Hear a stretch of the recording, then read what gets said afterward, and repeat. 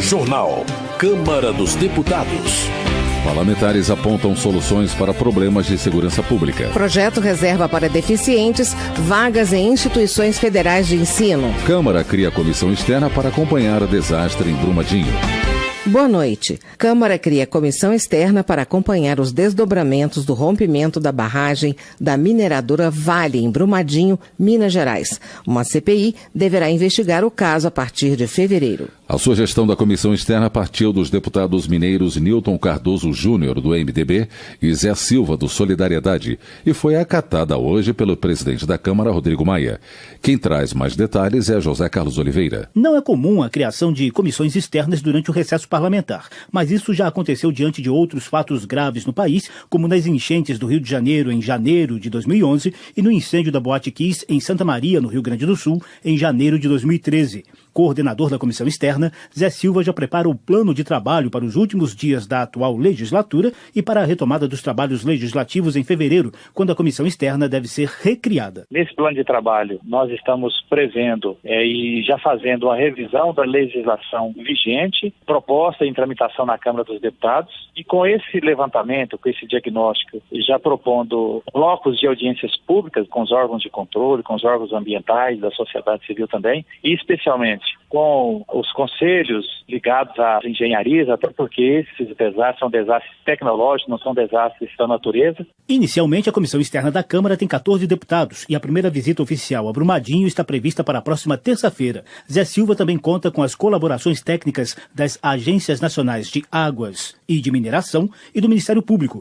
O deputado quer conhecer normas e protocolos sobre barragens aplicados em países que superaram desastres graves, como Itália e Estados Unidos. Ao mesmo tempo, vários deputados, inclusive Zé Silva, já anunciaram apoio a uma comissão parlamentar de inquérito para investigar, a partir de fevereiro, os crimes ambientais das mineradoras e os riscos de repetição das tragédias de Mariana e de Brumadinho em outras barragens do país. Sou entusiasta da ideia da CPI, são duas atividades que vão acontecer paralelamente. Essa comissão externa de estudo, de rever a legislação brasileira, torná-la mais contundente. E outro ponto, a CPI apura os fatos e os responsáveis que terão que ser punidos. A proposta de CPI ganhou força, principalmente após a visita que alguns deputados fizeram a Brumadinho por conta própria. É o caso de Rogério Correia, do PT Mineiro, que vai tomar posse como deputado federal na sexta-feira. Como deputado estadual em Minas Gerais, Correia investigou o crime ambiental de Mariana em 2015 e avalia que a CPI é fundamental para estancar a escalada criminosa. Com indícios sérios de que engenheiros falsificaram a documentação que foi entregue sobre as condições da barragem. Isso é gravíssimo. Lá em Mariana, nós detectamos e-mails que foram trocados entre dirigentes da Vale sobre os riscos e como agir. Agora, neste caso, parece que é documentação falsa. Uma CPI das mineradoras faria bem, até porque nós vamos descobrir, já tem indício de, inclusive, entrega de propinas e execução de malfeitos dentro das administrações públicas por parte do lobby dessas mineradoras. O coordenador da Frente Parlamentar Ambientalista, deputado Alessandro Molon, do PSB do Rio de Janeiro, também foi a Brumadinho e defendeu a CPI como forma de fazer o raio-x das barragens no Brasil. Molon pediu mais mobilização em apoio a propostas mais rigorosas na fiscalização e na punição dos crimes ambientais, sobretudo na mineração. A gente já está preparando os projetos de lei que a gente vai apresentar, mas a sua participação é muito importante. Se não tiver pressão de fora para dentro, isso não passa no Congresso. Infelizmente, ainda são muitos aqueles que olham para a proteção do meio ambiente com desconfiança. Nós vamos ter que mostrar que a proteção do meio ambiente é fundamental para proteger a vida humana. Em parceria com a Frente Parlamentar Ambientalista, a ONG SOS Mata Atlântica fará uma expedição ao rio Paraopeba, atingido pela lama de rejeitos do minério de ferro da Vale. A intenção é avaliar a qualidade da água e sugerir ações para minimizar os danos socioambientais. O impacto já é sentido na aldeia indígena Pataxó, Nauchoan, às margens do Paraopeba, que é afluente do rio São Francisco. Expedição semelhante foi feita no Rio Doce em 2015, logo após a tragédia e o crime ambientais de Mariana. Da Rádio Câmara de Brasília, José Carlos Oliveira. Desenvolvimento Regional. Emenda impositiva no valor de R$2 milhões, de autoria de Édio Lopes, do PR, vai garantir a ampliação do sistema de geração de energia solar na base militar de Surucucus, que fica na terra indígena Yanomami, em Roraima. Édio Lopes ressalta a importância ambiental e econômica da implantação de energia solar em bases militares que atuam nas fronteiras, em especial da Amazônia. Essa, por ser uma emenda impositiva, ela será liberada durante o exercício de 2019. Vale destacar a importância desse projeto piloto de energia solar para os pelotões de fronteira dentro da Amazônia. E, nesse caso, trata-se de uma estrutura militar no coração da terra indígena Yanomami.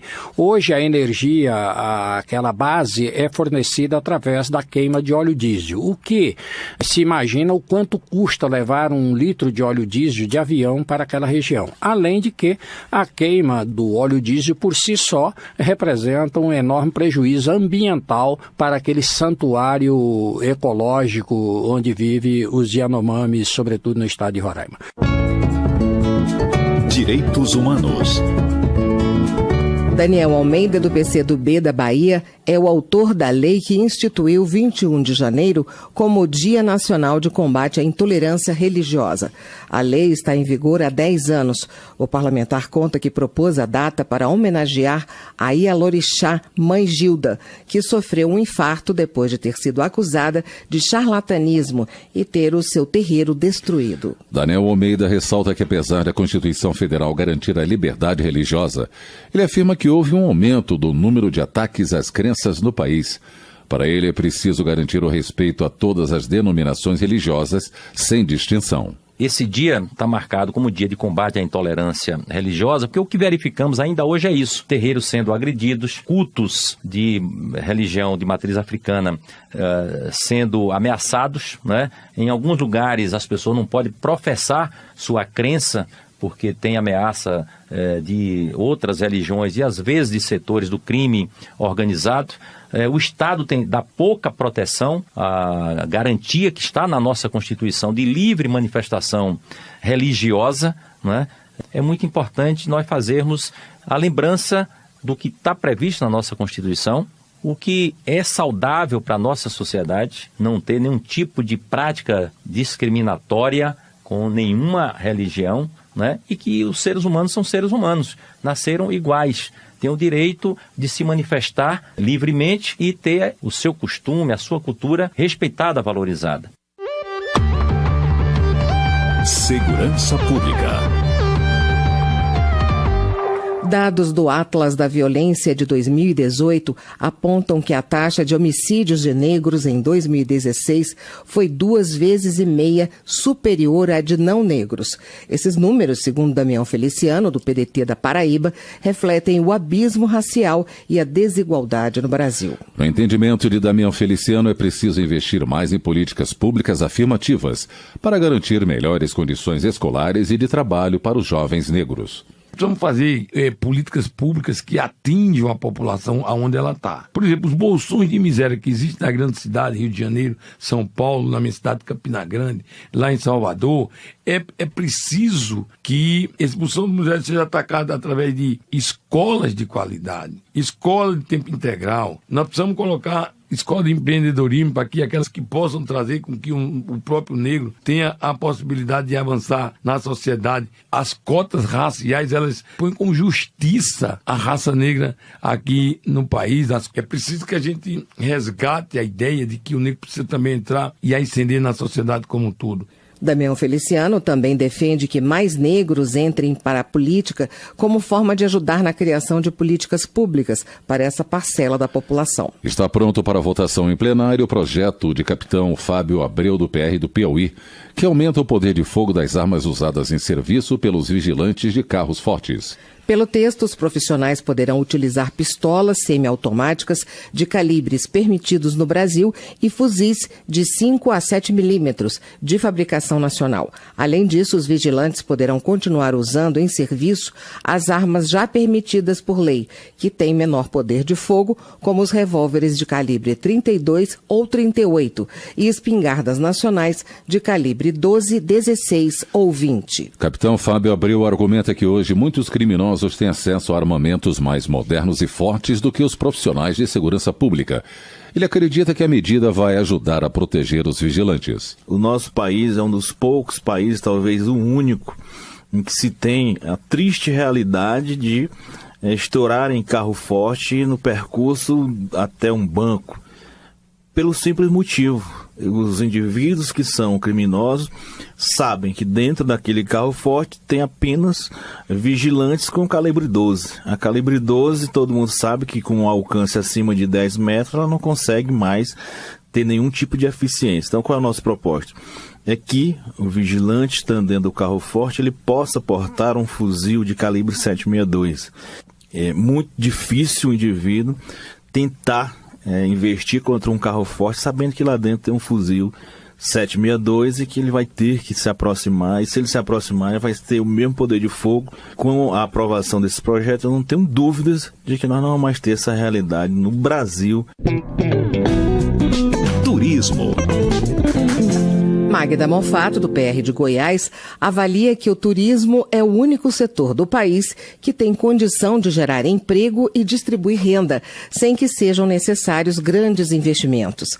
Ela cita como exemplo de atividades que não exigem muitos recursos os passeios ao ar livre. Magda Monfato defende que o país invista na segurança pública para que o turista possa aproveitar de forma despreocupada os seus momentos de descontração. Quando você está em turismo, você está de lazer e você precisa de segurança pública para tirar o estresse, que é para isso que serve férias, turismo e passeio.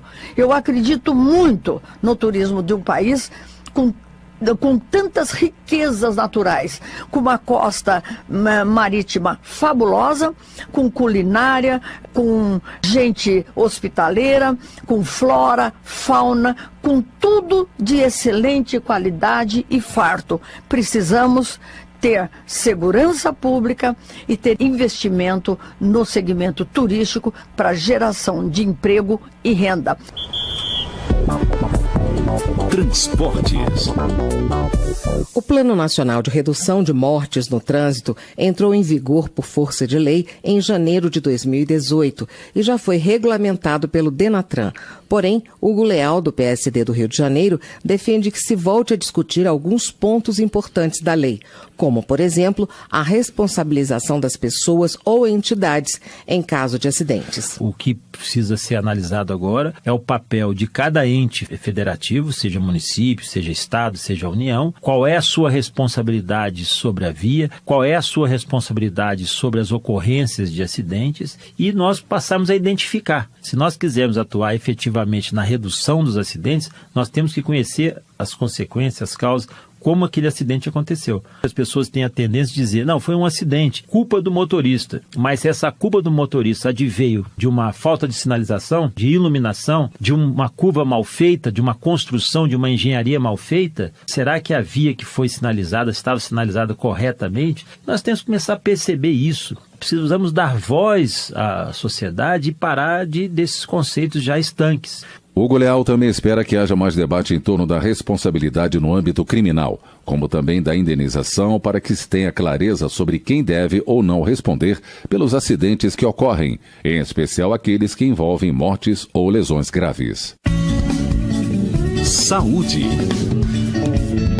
Está em análise na Câmara projeto de lei de autoria de Vander Lobé, do PT de Mato Grosso do Sul, que assegura a gratuidade da justiça a pessoas com câncer ou portadoras do vírus HIV, independentemente de comprovação de renda. Segundo Vander Lobé, já existe uma lei em vigor que concede gratuidade a portadores de doenças graves para pessoas de baixa renda. No entanto, essas pessoas dependem da comprovação da carência e da avaliação de um juiz. A proposta estende a gratuidade a todos os pacientes, sem que seja necessária essa prova.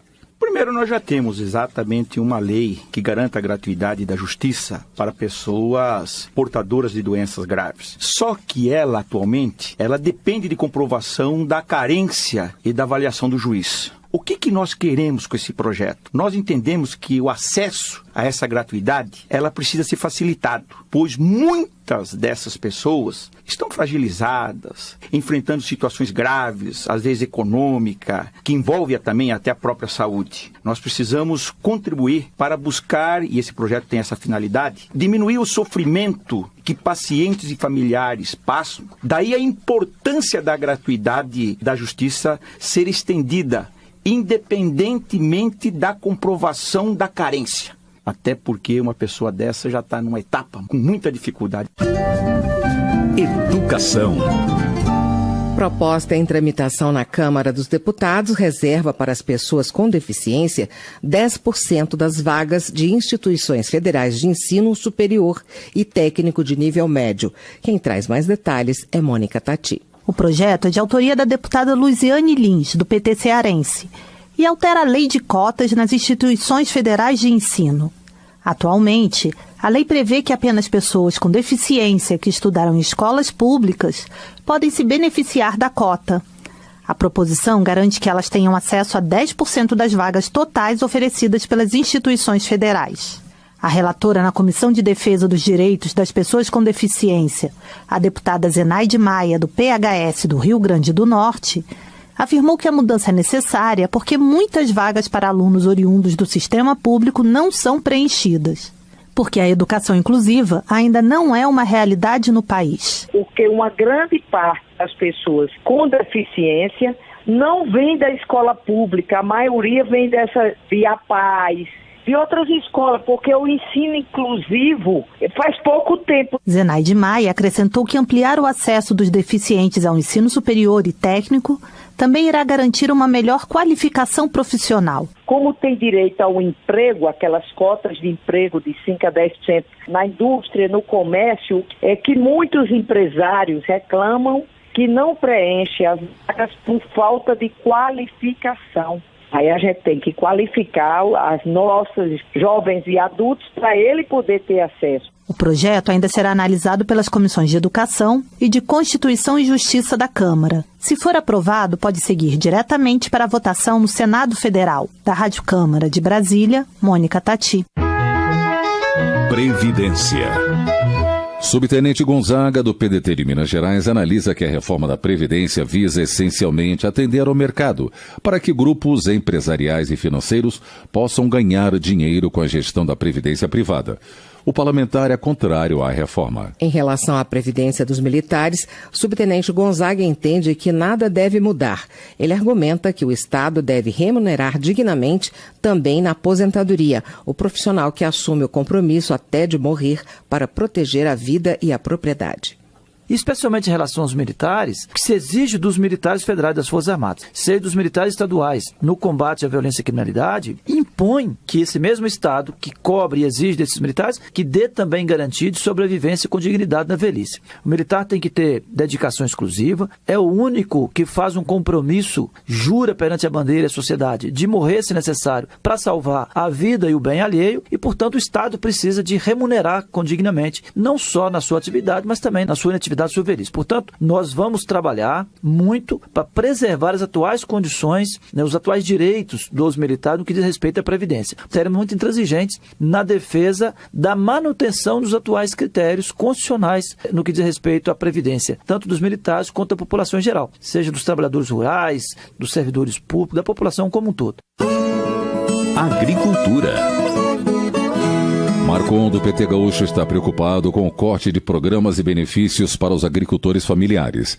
O parlamentar ressalta que durante os 13 anos de governo do PT, os agricultores e os assentados da reforma agrária foram tratados com mais atenção. Outro ponto que preocupa Marcon é a importação do leite em pó, principalmente do Uruguai e da Europa. Segundo o deputado, a concorrência com o produto que vem de países vizinhos está prejudicando os produtores rurais, em especial do sul do país. Quem produz leite está sendo perseguido. Novamente o leite brasileiro perdeu seu valor porque entra leite do exterior, mas antes de incentivar os nossos agricultores que produz leite, o governo está incentivando leite que vem da Europa, vindo para o Uruguai e disputando com o nosso leite aqui no Brasil.